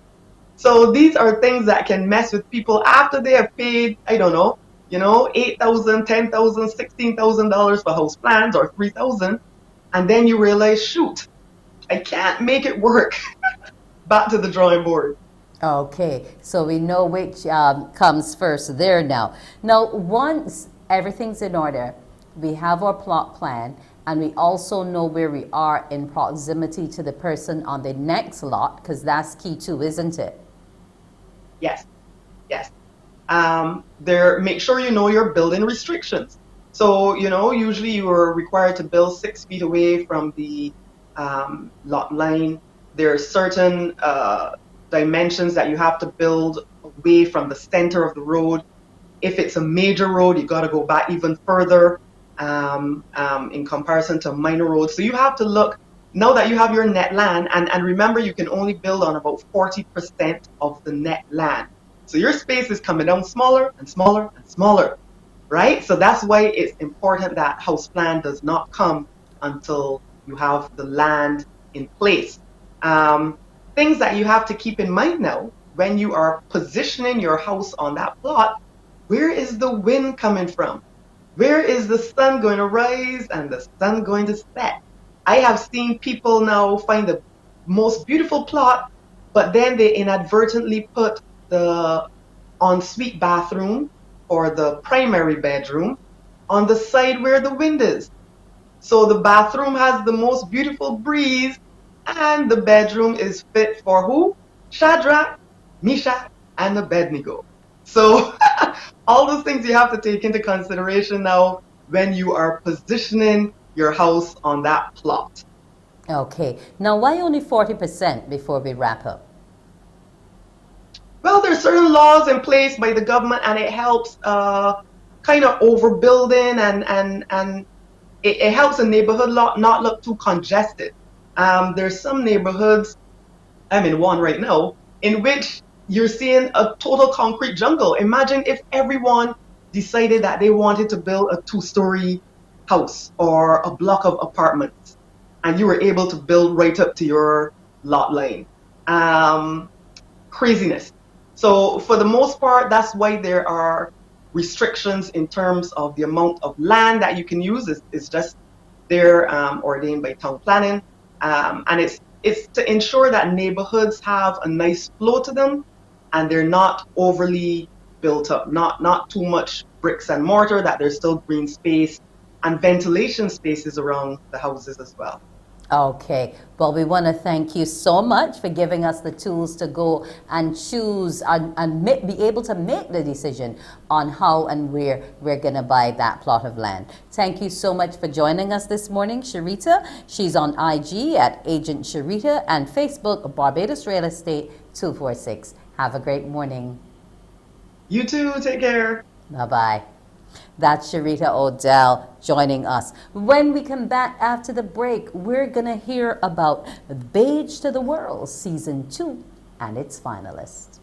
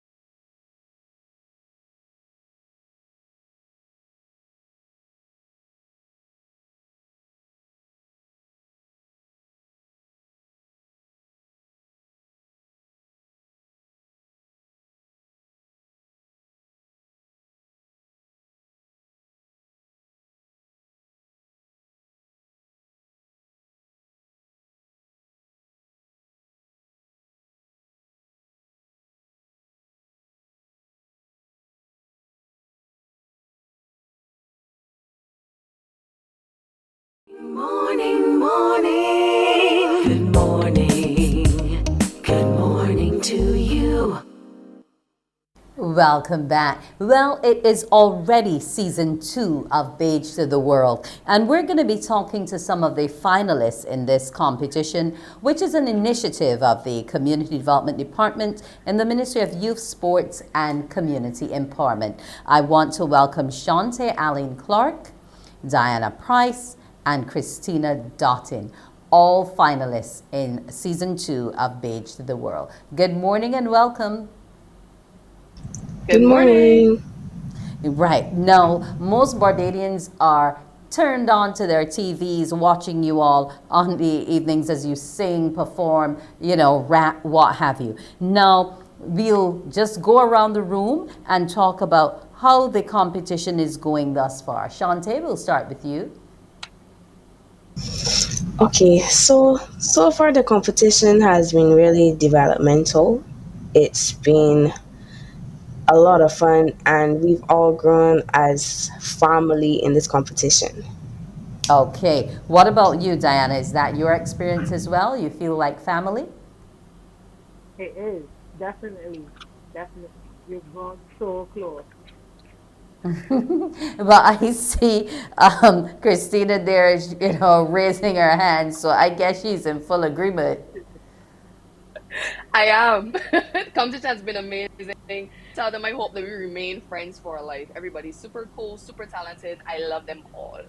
Okay. Now, what about your hopes and dreams in terms of performing? Because the competition gives you certain prizes, but beyond that prize time, I'm sure you have other interests in competition. Diana, if I can come to you.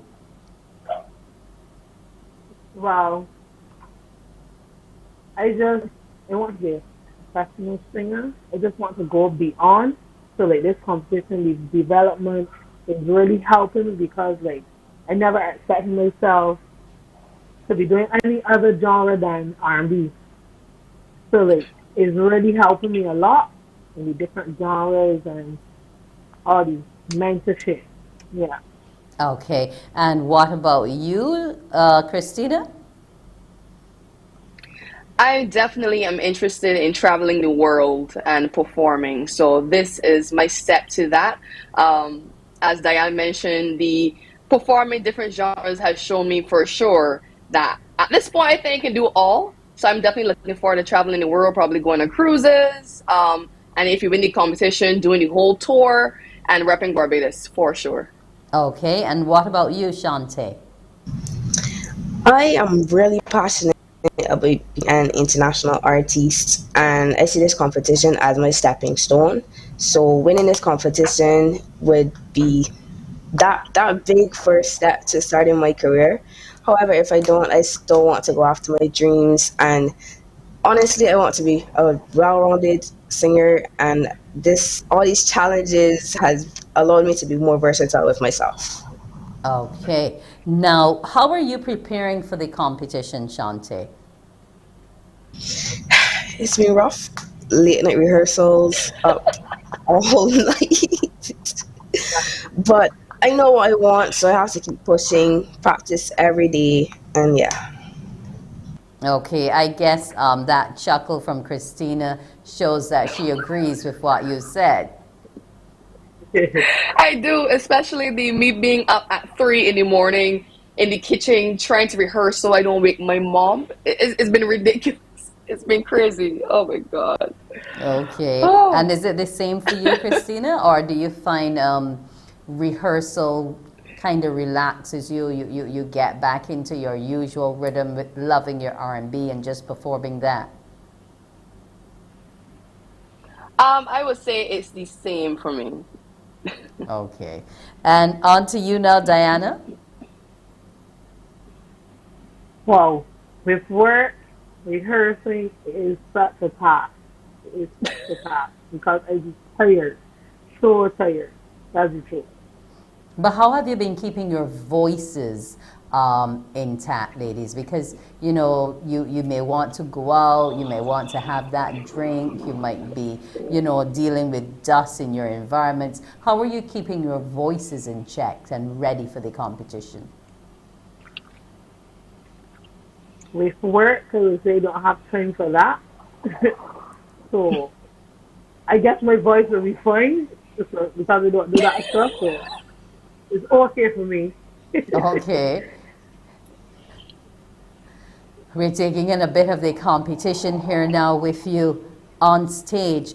Now, over the time, you would have gotten your various critiques and so on from the judges, and I heard most of you respond this morning positively to those critiques and the mentorship that has been coming along the way. How much have the individual mentors that you have been pushing you? If I can go to you first, Shante. First of all, big up my mentor, Shai Pollard, one of the best. She's been really inspirational. She's attended all of my rehearsals, and most of the times when I lose hope, I can rely on her to give me that confidence that I really need. And once again, big her up to all. She's really, really amazing. Okay. And what about you, Diana? Well, Nikita, when she was my message, great. She was the best, as be honest. Okay. She So the guided me to mentorship things that I phase never has thought I ended would then? have done. Mm-hmm. Pardon? So your mentorship phase has ended. The person wasn't on board with you till the end of the competition. No, yeah, she was. She was. Oh, okay, okay. And what about I just said she you? is. Okay. And what about you, Christina? Have been amazing. I've had two, Sluggy Dan and Nikita. Nikita is currently my mentor. Both amazing. They've been at the rehearsals, giving vocal feedback and that kind of stuff. So definitely both of them amazing, amazing, amazing. Okay, so the competition, I guess, too, is amazing as well. We're gearing up, we're getting there, we're down to the finals now. What or how will you be bringing your A game the next time we see you on our televisions? Shante? Finals night, I really just want to express myself the best way that I can, and most importantly, have fun, especially in that soca medley. You're going to see a whole different Shantae that night. For Stop the Violence, I just want to plead to persons in Barbados once again for the final time to stop violence. Okay, and what about you, Diana? What's your A game going to be? My A game, just do my best. Right now, just a lot on my mind, so I just gonna make sure that I be ready. I'm gonna be ready. Okay. But, yeah. And you have to keep the focus, a lot on your mind, but you have to make sure it's balanced and it doesn't offset your performance on the night. And finally, you, Miss Christina, who's all laughs this morning. Always, always. But I've changed my perspective on Saturday so I don't get myself too crazy with the nerves, but I'm definitely looking at it as our concert. So I'm looking forward to going on stage and just performing and having a great time and just be myself. Regardless of what happens, I just want to make sure that I have a great time. And I've chosen songs that allow me to flex my vocals a lot more this time around. So I hope Barbados is going to enjoy it. Okay, and let's hope that they all do. Ladies, I want to wish all three of you the best of luck in the competition. But as we know, in competition, only one winner can emerge. So just keep your best vocals out there. Make sure your song choices are appropriate for your range, and you should all do well. We will look forward to seeing you next time we turn our TV sets on and see Beige to the World. I want to thank Shante Aline Clark, Diana Price, and Christina Doughton for joining us this morning. Have a great morning, ladies.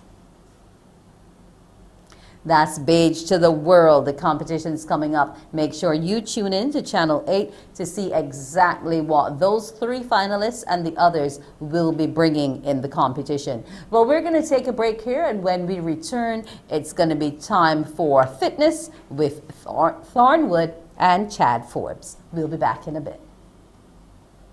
Morning, morning, morning. Good morning. Good morning to you.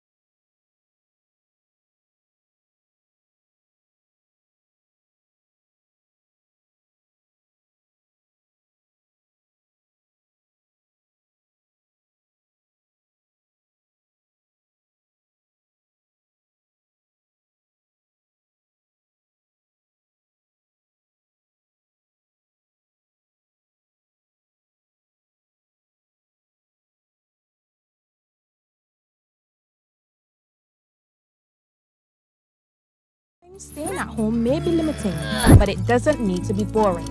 If you're someone who is great at the DIY life and you've made your home a haven for creating and making new things, this is the show for you. Send us an email at morninbarbados@cbc.bb and share how you've been making it from home.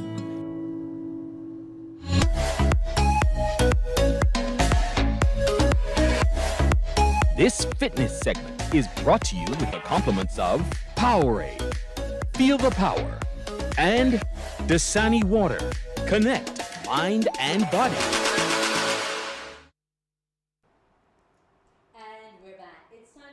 Fitness now with Thornwood. Chad's not with us this morning, but we're sending him love wherever he is. Now, what are we going to be focusing on today? Well, first of all, let me give a big shout out to everybody who sees me as go. I usually fell up on Mornin Barbados and we're talking about fitness and things, right? So, not much love to you guys. I'm glad you enjoyed the show. I promise next time I can give Andy some burpees, so y'all can look out for that. But so we're going to talk about a few key things that you should look for when you are getting a personal trainer, and that's going to come down to diet and scope of practice. Now, this is super important. So before we get down there, okay, all right. So first of all, when you find out how you tell a personal trainer is a good personal trainer is that they're always tracking your progress, whether it be by measurement, by physical tests, by like a body composition scan. They're always measuring your progress, because that's how I know my program is working, and that's how I will know if my program is not working for you specifically. Okay. Right? So in that program, there's something that you should look for that's very key. We call it the FIT VP. That's FITT VP. So frequency, intensity, time, type, volume, and progression. Okay. So if we're putting in the time, but we're not seeing the volume or the progress, then we know that person might not be the right fit for us. Well, that's more or less that. So I'll just break it down what that means. Frequency means, how often you do the exercise. Intensity is how hard. Time would be how long or how short. Type would be obviously the type of exercise. We do a squat, deadlift. Volume is how much of that exercise you do, whether it be 10 reps, 15 reps, etc. And progression would be, well, if you start out doing a box jump and now you're doing, let's say, backflips. Okay. Right? So that's the schematic for you for your program at a very, very basic level for you to understand. Okay. Right? So using that model is how you develop your program. Tracking is how you know whether it's working or not. So that is the scope of practice for a personal trainer, and I use that that is resolute. Okay. As a personal trainer, your job is to help this person improve their overall quality of life by giving them prescribed exercise. And if they're not bringing the FIT acronym, then we know it's not just personal training. They're just mucking around with us. Getting it off the top of their head. Okay. Right? Now, this is something that I've wanted to talk about for a while, especially when it comes to trainers handing out diets to clients who are either not registered dietitians or working with a registered dietitian or nutritionist. That is a no. Okay. Right? And that's why we talk about scope of practice, because you're not going to go to a plumber to get your car fixed. True. Right? So the same thing applies. There are, however, trainers who have done the extensive work to become registered dietitians and nutritionists. Obviously, that's a double whammy for you. You get the best of both worlds. The best of both worlds. However, you should not be you can offer nutritional advice, right? But you should always refer to, okay, well, this is what you're trying to achieve from your diet. I'll refer you to X at this foundation or this person who's a registered dietitian, etc. Now, in terms of that part being in the mix, one also needs to be mindful of any health challenges he or she may have and let the trainer know, right? 100%. So I always tell people when I do an initial assessment, be as honest with me as possible. If you just get this little niggly thing when you big back toe or something like that, let me know. Because that allows me to look out for different signs, or if you are in pain. First of all, training should be pain-free. Let's just put that out there as well. It should be pain-free. Soreness is different to being in pain. Okay. All right? Okay. You can have a measure of DOMS. You can have intense DOMS sometimes for some people, more than others.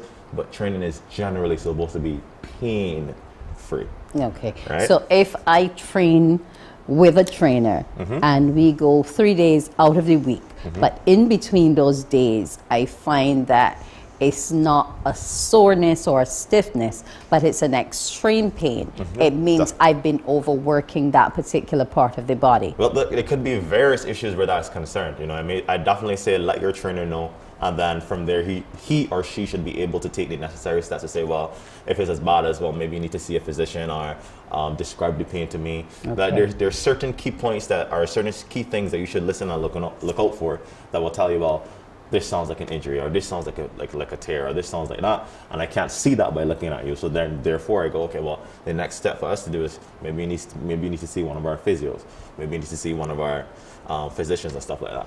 So, with personal training, should you hone in on somebody who has those connections within his or her network? Most definitely.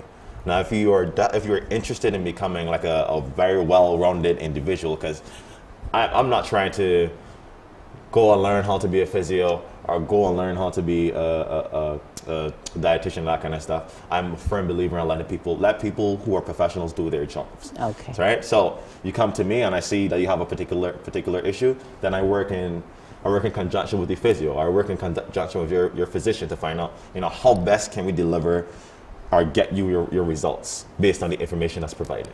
Okay, interesting to know. Yes. Now, we've made the choices and we start on a particular orientation.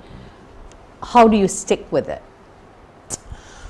Outside of just general discipline, so you're talking about the training program itself. Yes. Right? Outside of just general discipline, your program, obviously, it should reflect who you are. Right, with your trainer and that relationship. So as long as you guys have that relationship and he or she's looking for those few key things that will keep you inspired and keep you going, then you'll be absolutely fine. Okay, and I'll keep drinking some Dasani and Powerade along the way to help me. And we've been talking choice of trainer when you want to get on your fitness journey. I want to thank you, Thornwood, for coming this morning. Morning Barbados. Remember, get fit, and tomorrow it's going to be the day for peace and development, and you can go down to Checker Hall on Saturday and check it out. I'm Wendy Burke. Have a brilliant morning. Wake up, wake up, wake up, wake up. Barbados, get up. Good morning.